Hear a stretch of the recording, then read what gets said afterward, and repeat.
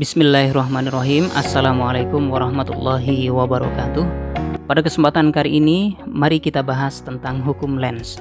Bermula dari temuan Faraday yang telah berhasil menjelaskan keterkaitan antara kemagnetan dengan kelistrikan.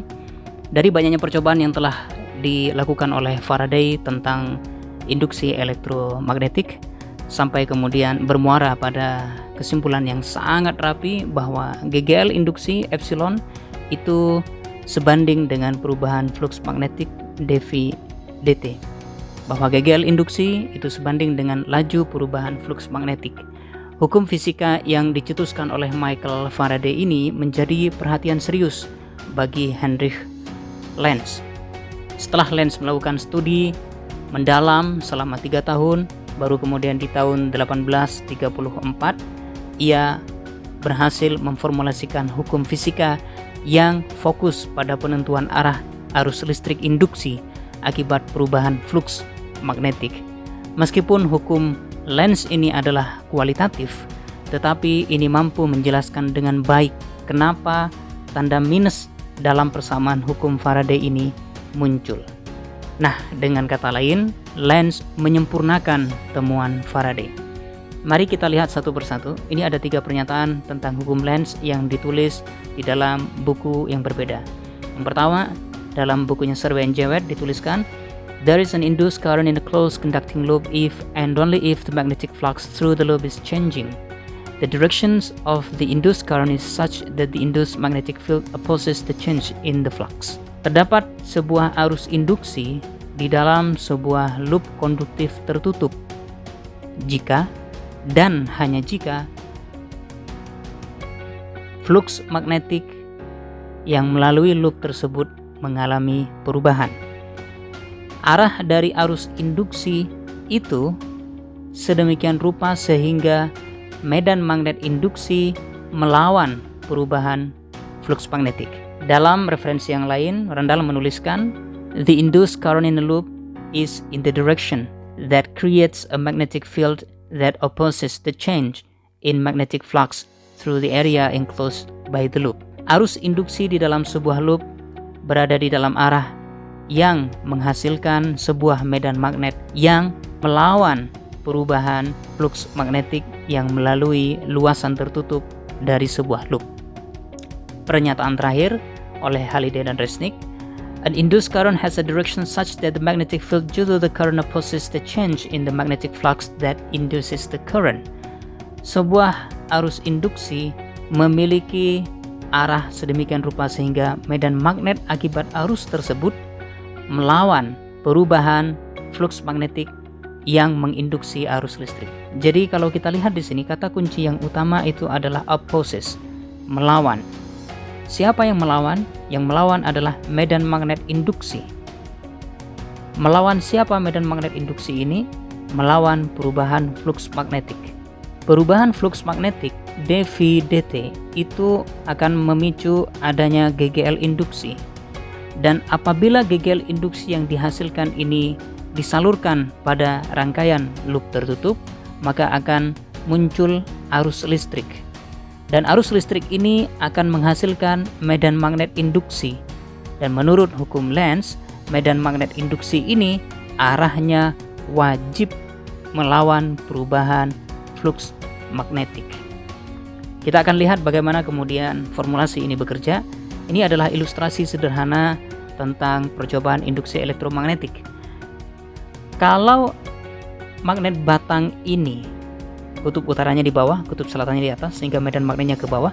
Dan karena medan magnetnya ke bawah, maka di dalam luasan loop ini akan timbul flux magnetik. Dalam skema ini, magnet batang ini digerakkan ke bawah sehingga medan magnet ini akan semakin besar ke bawah. Oleh karena itu, akan terjadi perubahan flux magnetik sehingga muncul arus listrik sesaat. Dan pertanyaannya adalah, kemana arah arus listrik induksi ini? Kita lihat dengan menggunakan hukum Lenz yang ini, bahwa medan magnet induksi itu wajib melawan perubahan flux magnetik. Dan dalam konteks ini, perubahan flux magnetik itu dipicu oleh membesarnya medan magnet yang ke arah bawah. Oleh karena itu, harus ada medan magnet induksi yang melawan perubahan flux magnetik tersebut. Dan karena medan magnet eksternal itu arahnya ke bawah dan semakin besar, maka medan magnet induksi yang melawan flux magnetik tersebut harus mengarah ke atas. Dan dengan menggunakan aturan tangan kanan, kita tahu bahwa jika medan magnet induksinya ke atas, maka arus induksi itu akan berada di dalam arah yang berlawanan dengan arah jarum jam, sehingga pembaca arus yang ada di sini, kalau yang ini adalah positif dan ini adalah negatif, itu akan mengarah ke angka lebih besar dari 0. Dan bagaimana kalau ini kita setting sebaliknya? Jika kemudian magnet batang ini digerakkan ke atas, kalau magnet batang ini digerakkan ke atas, maka medan magnet eksternal yang mengarah ke bawah itu akan mengalami penurunan. Dengan kata lain, perubahan medan magnet itu mengarah ke atas, sehingga terjadinya perubahan flux magnetik tersebut akan kemudian menghasilkan medan magnet induksi yang melawan ke bawah. Dan karena medan magnet induksi itu ke bawah, maka dengan menggunakan aturan tangan kanan, kita bisa mendapatkan bahwa arus listrik yang dihasilkan di dalam loop ini itu searah jarum jam, sehingga pembacaan arus yang ada di sisi kanan ini bertanda negatif. Tentu saja kalau ini dibalik, yang plus ini jadi min, yang min jadi plus, maka pembacanya akan juga berbalik. Sekarang kita lihat beberapa kemungkinan kombinasi antara medan magnet dengan perubahan flux magnetiknya. Yang pertama, kita lihat yang atas dan bawah ini. Kalau tidak ada perubahan flux magnetik, artinya medan magnet yang ditembuskan pada luasan tertutup itu tidak mengalami perubahan, maka jelas tidak akan muncul arus listrik induksi, sehingga tidak akan muncul medan magnet induksi. Dan kalau kita lihat yang di gambar ini, gambar tengah atas ini, kasusnya adalah medan magnet diarahkan ke atas dan dibuat meningkat, sehingga perubahan medan magnet itu arahnya ke atas. Dan oleh karena itu, perubahan flux magnetik itu terjadi karena perubahan medan magnet yang mengarah ke atas. Sehingga menurut hukum Lenz harus ada medan magnet induksi yang melawan perubahan flux tersebut. Dan perlawanannya adalah menghasilkan medan magnet induksi yang mengarah ke bawah. Dan dengan menggunakan aturan tangan kanan, kita akan tahu bahwa arus listrik yang muncul itu searah dengan jarum jam. Kalau medan magnet yang arahnya ke atas itu dibuat menurun, dibuat berkurang, maka perubahan flux magnetik yang terjadi itu dalam arah menurun ke bawah. Oleh karena itu, medan magnet induksi yang dihasilkan menurut hukum Lenz itu harus melawan, dan kita lihat medan magnet induksinya akan mengarah ke atas, sehingga oleh karena itu arus listrik yang dihasilkan itu dalam arah yang berlawanan dengan jarum jam. Kita lihat yang selanjutnya supaya kita bisa lebih paham. Kalau medan magnet eksternal itu diarahkan ke bawah, jadi B ini adalah medan magnet eksternal itu diarahkan ke bawah dan dibuat lebih besar, maka perubahan flux magnetik yang terjadi itu dipicu oleh penambahan medan magnet yang arahnya ke bawah. Sehingga medan magnet induksi yang harus muncul menurut hukum Lenz itu wajib melawan perubahan flux tersebut. Dan arah medan magnet induksi dalam hal ini adalah harus ke atas. Sehingga arus listrik yang terjadi dengan menggunakan kaidah tangan kanan itu berlawanan arah dengan jarum jam. Dan kalau sebaliknya kita lihat, jika medan magnet eksternal itu diarahkan ke bawah dan mengalami penurunan, arus induksi yang muncul itu searah jarum jam. Nah, sekarang kita lihat, ini ada kasus yang mungkin perlu kita bahas. Kasusnya adalah mula-mula saklar tertutup lama, lalu dibuka. Pertanyaannya adalah, akankah ada arus listrik terbaca, positif atau negatif? Nah, kita lihat situasi yang pertama. Di dalam kawat yang sebelah atas ini, jika saklar dalam keadaan tertutup, maka akan ada arus mengalir dari kutub positif menuju kutub negatif. Jadi arus mengalir ke sana, ke sana, ke sana, dan dalam arah yang berlawanan dengan arah jarum jam. Sehingga menurut kaidah aturan tangan kanan, jika ada arus listrik, maka akan muncul medan magnet induksi. Medan magnetnya adalah ke atas. Dan otomatis medan magnet yang dihasilkan oleh arus listrik yang di kawat atas itu juga akan tembus pada kawat yang sebelah bawah. Arah medan magnetnya itu ke atas. Dan dalam keadaan saklar tertutup, arus listrik itu akan memunculkan medan magnet induksi sehingga muncul flux magnetik di kawat. Kalau ini saya tulis 1, ini saya tulis 2. Arus listrik pada kawat 1 menghasilkan medan magnet induksi pada kawat 1 dan menghasilkan flux magnetik pada kawat kedua. Sehingga flux magnetiknya awalnya ada.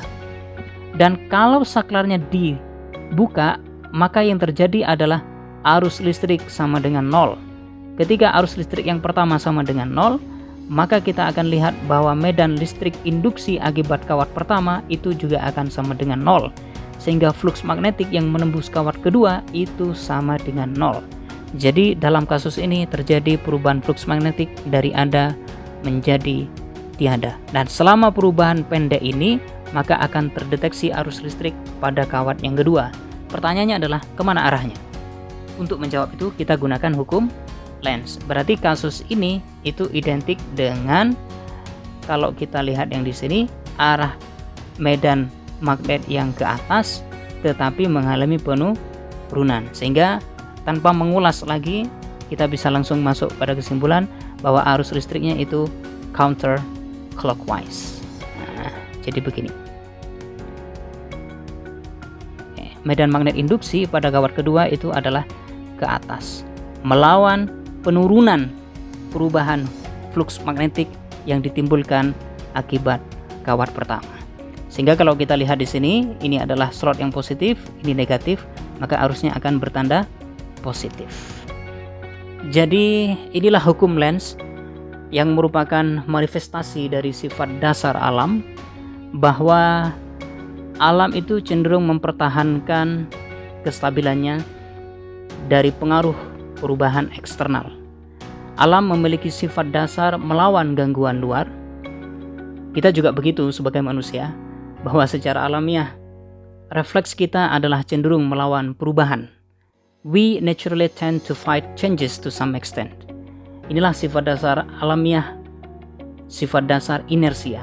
Seperti arus listrik induksi di dalam pembahasan ini yang berusaha untuk mengimbangi perubahan flux magnetik eksternal dengan cara memunculkan medan magnet induksi yang melawan perubahan flux tersebut.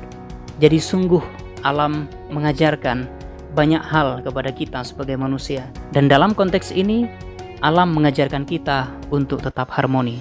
Demikian yang bisa saya sampaikan. Terima kasih. Semoga bermanfaat dan wassalamualaikum warahmatullahi wabarakatuh.